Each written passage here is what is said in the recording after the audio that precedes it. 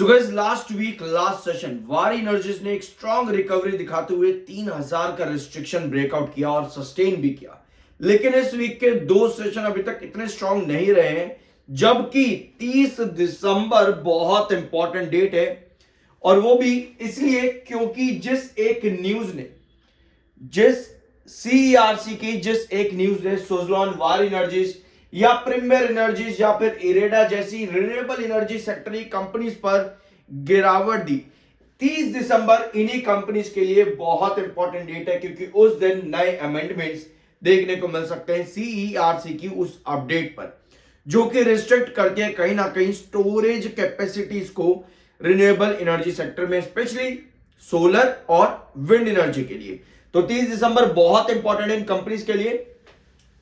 इसके अलावा वार एनर्जीज में मार्केट एक्सपर्ट्स का कहना है एमके ग्लोबल 41% रैली यहां से दिखा सकता है। अकॉर्डिंग टू एमके ग्लोबल आपके वार एनर्जीज पर $30 मिलियन की डील चल रही है, जिसके चलते इतनी बड़ी रैली का हिस्सा बन सकता है वार एनर्जीज गिरावट के बाद में। ठीक है, apart from this strategic investment भी देखने को मिला है वार एनर्जीज की तरफ से इन यूनाइटेड सोलर होल्डिंग। तो ये भी कंपनी के लिए पॉजिटिव न्यूज रही, जिसके बाद लास्ट सेशन आपको तेजी देखने को मिली, लास्ट वीक का लास्ट सेशन।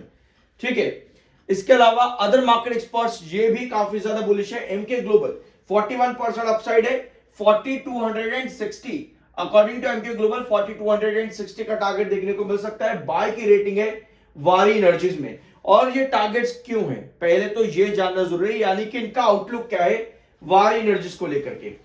तो ये है इनका आउटलुक अकॉर्डिंग अंडर वारी एनर्जीज। मीटिंग है यूएस के साथ में और यूरोपियन यूनियन के साथ में, जो कि बहुत इंपॉर्टेंट रहेगी। इसके अलावा ग्लोबल फुटप्रिंट क्या रहेंगे इस सेक्टर के, ये भी डिसाइड होंगे यूएस मीटिंग के साथ में। तो बहुत इंपॉर्टेंट मीटिंग है एक और ये भी। इसके अलावा एमके ग्लोबल और अदर मार्केट एक्सपर्ट्स जो कि वार एनर्जीज को लेकर के बुलिश है, इनका आउटलुक क्या कहता है आने वाले फाइनेंशियल ईयर में। फॉर एग्जांपल अगर हम अभी का पेंडिंग फाइनेंशियल ईयर देखें, अभी हम फाइनेंशियल ईयर 26 के मिड में है लगभग, तो अभी का फाइनेंशियल ईयर जो आपको दिखा रहा है एक्सपेक्टेशन फाइनेंशियल ईयर 26 की, वो है 2,54,210 मिलियन का रिवेन्यू इन वारी एनर्जीज। ठीक है, तो इस फाइनेंशियल ईयर में इतने रिवेन्यू के साथ क्लोजिंग देखने को मिल सकती है, अभी तक की एक्सपेक्टेशन ये है। और ये रिवेन्यू और बहुत बड़ा इंक्रीज है रिवेन्यू के अंदर। अगर हम पिछले दो फाइनेंशियल ईयर को कंपेयर करेंगे तो रिवेन्यू पर इतना बड़ा इंक्रीज नहीं था, जिसकी वजह से ईपीएस परसेंटेज यानी कि कंपनी का, give me 1 second, yes, EPS percentage आपका डिप किया था फाइनेंशियल ईयर 25 में। ठीक है, तो इतना बड़ा ग्रोथ नहीं दिखा पिछले दो फाइनेंशियल ईयर में, लेकिन फाइनेंशियल ईयर 26 के आखिर तक की एक्सपेक्टेशन बहुत आए हैं पिछले साल के रिवेन्यू से, यानी कि आपको रिवेन्यू ग्रोथ परसेंट बढ़ता देखने को मिलेगा, यानी कि आपको ईपीएस भी बढ़ता देखने को मिलेगा। 102 का ईपीएस है एक्सपेक्टेड, जो कि पहले पिछले फाइनेंशियल ईयर में 89.6 का था। तो एक्सपेक्टेशन बहुत हाई है। इसके अलावा आने वाले फाइनेंशियल ईयर से भी एक्सपेक्टेशन हाई रहेंगी, क्योंकि वहां भी आपको ग्रोथ रिवेन्यू में बढ़िया आती देखने को मिल सकती है। फाइनेंशियल ईयर 27 के एक्सपेक्टेड 3,19,000 मिलियन की है और 28 की एक्सपेक्टेशन 3,67,000 मिलियन की है। तो ओवरऑल मेजर फोकस 27 तक का है। 28 की एक्सपेक्टेशन इतनी हाई नहीं है जितनी हाई 26 और 27 की है। तो देखते हैं आने वाले फाइनेंशियल ईयर कंपनी के लिए बहुत इंपॉर्टेंट है। Apart from this market experts की बुलिशनेस यहां पर क्या शो कर रही है, क्या 30 दिसंबर के अकॉर्डिंग, सिर्फ एक तारीख के अकॉर्डिंग मार्केट एक्सपर्ट्स इतने बुलिश है, यहां पर इसके ऊपर और भी कोई रीजन है। जैसा भी आप लोगों ने यहां पर देखा कि according to market experts 41% rally देखने को मिल सकती है एमके ग्लोबल के अकॉर्डिंग वार एनर्जीज में। अब ये 41% की तेजी एक ही सेशन या एक हफ्ते 10 दिन के अंदर तो देखने को मिल नहीं जाएगी, यानी कि ट्रेंचेस, यानी कि स्लो ग्रोथ आपकी मिलती है कभी भी जब भी आपको मार्केट एक्सपर्ट्स के इतने बड़े टारगेट देखने को मिलते हैं। और ऐसे में आपको नजर रखनी होती है कहां पर, ऐसे में आपको नजर रखनी होती है कंपनी के आने वाले क्वार्टर पर। जैसे कि अगर आप कंपनी का पिछला क्वार्टर देखोगे, कंपनी का ग्रोथ कितना था, 70% का ग्रोथ कंपनी ने दिया था, क्योंकि 6,066 करोड़ का कंपनी का रिवेन्यू था, जो कि पिछले साल के कंपैरिजन में 70% ग्रो किया है। ठीक है, तो ग्रोथ कितना है? 70% का। अब आप कहोगे भैया 70% ग्रोथ उसके बाद भी गिरावट, क्योंकि न्यूज अनएक्सपेक्टेड होती है। न्यूज को आप प्रेडिक्ट नहीं कर सकते कि न्यूज क्या आएगी आगे जाकर के।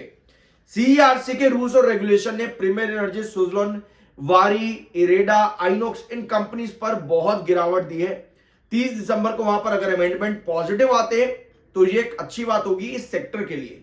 इसके अलावा अगर हम आने वाला दिसंबर क्वार्टर भी देखें तो वहां भी एक्सपेक्टेशन हाई है कि कंपनी 70% के ऊपर का ग्रोथ शो कर सकती है। अब इसके पीछे रीजन क्या है? रीजन ये है कि कंपनी का जो रिवेन्यू था दिसंबर 2024 में एक बड़ा डिप था, बट स्टिल अगर आप इसका पास्ट देखोगे दिसंबर और सितंबर में तो आपको नजर आएगा कि दिसंबर का क्वार्टर कंपनी का 2023 में तो काफी वीक था, लेकिन यस 2023 का ही डाटा भी हमारे पास में है, और 2024 में ऑलमोस्ट फ्लैट था, लगभग फ्लैट था। इतनी बड़ी गिरावट नहीं आई थी रिवेन्यू में जितनी 2023 में देखने को मिली थी। तो अगर हम एक्सपेक्टेशन यहां पर लेकर के चले कि 2025 का ही जो आपका दिसंबर क्वार्टर आएगा वहां पर इसी तरह की अगर ग्रोथ कंपनी शो करती है, 2024 की तरह अगर कंपनी फ्लैट भी आ जाती है तब भी कंपनी का ग्रोथ 70% से इंप्रूव हो सकता है। यानी 70% ग्रोथ लाने के लिए कंपनी को कितना रेवेन्यू जनरेट करना पड़ेगा? 1700 एंड इसका हाफ कितना हो जाएगा? अराउंड 850। तो 2550 के आसपास कंपनी का जंप आना चाहिए, यानी कि लगभग 5900 से लेकर के 6000 करोड़ का, 5900 से 6000 करोड़ का भी अगर कंपनी रेवेन्यू जनरेट कर पाती है तब भी कंपनी 70% के ऊपर का ग्रोथ देगी। यानी कि ईयर ऑन ईयर बेसिस पर कंपनी में बहुत हाई पॉसिबिलिटी है इस ग्रोथ के इंप्रूवमेंट की। तो एक्सपेक्टेशन कंपनी से हाई रहेंगी। इसके अलावा प्रॉफिट ग्रोथ भी देख लेते हैं एक बार यहां पर।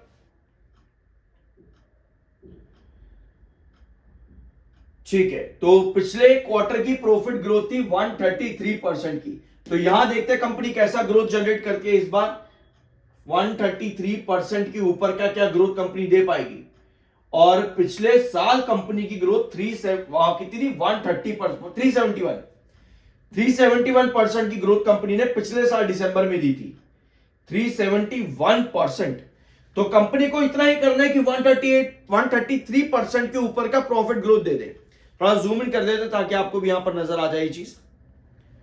133% कंपनी को बस प्रॉफिट में इतना ही करना है कि 133% के ऊपर का ग्रोथ दे दे। अगर कंपनी देने में कामयाब होती है तो यस कंपनी का प्रॉफिट भी आपको एक अच्छी ग्रोथ पर देखने को मिल सकता है। तो मार्केट एक्सपर्ट्स की जो एक्सपेक्टेशन है वो मीट अप करती है कंपनी के आने वाले क्वार्टरली रिजल्ट्स पर। वहां कंपनी जैसा परफॉर्म करेगी उसी तरह से स्टॉक आपको चलता देखने को मिल जाएगा। 80,000 सेलर है इस समय और 45,000 बायर है। बायर और सेलर का बीच का डिफरेंस आज के दिन काफी बड़ा हुआ है। टेक्निकल पॉइंट ऑफ व्यू पे 42.4 का एमएफआई है, 49.3 का आपका आरएसआई है, और ये है आपका एमएसीडी सिग्नल बेयरिश 100 माइनस में, जो कि आपको किसी भी बड़े ब्रेकआउट की तरफ अभी जाने नहीं दे पा रहा है। ठीक है, अगर हम चार्ट पर देखें तो लास्ट वीक एग्जैक्ट वापस से 2900 से आपने रिकवरी ली, जहां पर पहले भी आपने एक रिकवरी ली थी। ये पिछले वीडियोस में आपको बेस मिल जाएगा 2900 का, और 3000 का रिस्ट्रिक्शन लास्ट वीक ब्रेकआउट किया है स्टॉक ने। आज के सेशन कैंडल नीचे की टेल बायर इंडिकेट कर रही है और रिस्ट्रिक्शन स्टॉक ने पकड़ा है अब 3100 के पास में, 30,080, 3080 के आसपास लगाए तो ये ज्यादा अप्रोप्रिएट रहेगा। तो 3080 पर स्टॉक ने रिस्ट्रिक्शन पकड़ा है 3000 के रिस्ट्रिक्शन के बाद में, और 2900 से वापस से बेस लिया है, जिस तरह पहले भी यहां पर बेस लिया था और 3000 पर जाकर के रिस्ट्रिक्ट किया था। तो लास्ट वीक 2900 पर वापस बेस लिया, 3000 को ब्रेकआउट किया, बट 3080 पर जाकर के रिस्ट्रिक्ट कर रहे हैं क्योंकि एमएसीडी सिग्नल आपका बेरिश है। तो 3000 के ऊपर अब आपका बने रहना जरूरी है ताकि एक रिस्ट्रिक्शन पर आप क्या बना सको, एक बेस कंसोलिडेशन बेस यहां पर जरूरी रहेगा वारी एनर्जीज में। तो वीडियो को यही एंड करते हैं। I am NISM certified, subscribe जरूर कर देना। मिलता अगले वीडियो में।